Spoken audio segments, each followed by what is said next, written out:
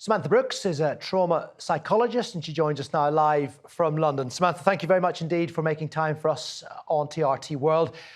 Quite rightly, the major focus in situations like this has to be with the survivors for their physical and their mental health and their recovery. But the rescuers, they'll have also been through a traumatic experience. How crucial is it that authorities tend to their needs?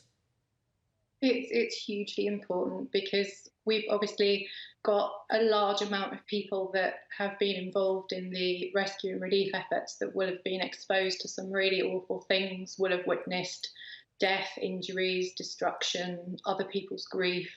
And unsurprisingly, all of that, especially in the immediate aftermath, is quite likely to have a psychological impact on those people. And obviously, things will change on a case-by-case basis, but in such situations, how common is the idea of survival guilt, given that many of these people will have lived in the areas that have been devastated and nearly been involved in those things themselves? It is really common, especially for people, obviously, that live in the area, and a lot of them will have had to make some really difficult decisions during the rescue and relief efforts. So it is really common in the first kind of 4 weeks afterwards for people to experience feelings of guilt and shame and a whole host of other sort of post-traumatic symptoms like shock and anger and feeling numb.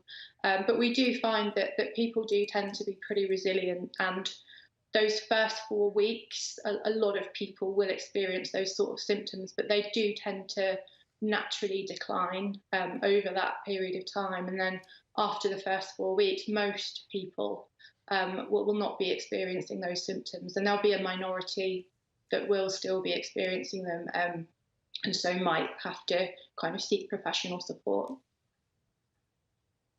And clearly authorities in Turkey and Syria will have a huge amount of priorities in terms of the money that they assign to all of the recovery. How would you best advise them to help deal with the mental health of those rescue workers?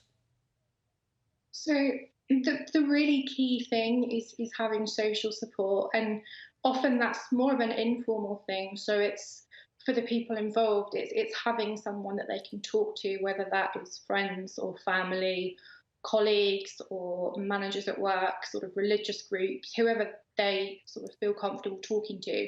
That social support is really the most crucial thing. Just knowing that there's somebody they can talk to sort of without judgment and in their own space and time to talk to as they need to is the most important thing in making sure that those symptoms do abate within the first 4 weeks. Obviously, sort of professional services may be in place. Some people may not need that. Some people may find that really helpful, but ensuring that there is a space for those people to go to and somebody that they can talk to is really important. Okay, we appreciate your expertise and again for coming on the programme. Samantha Brooks there, a trauma psychologist joining us live from London. Thank you.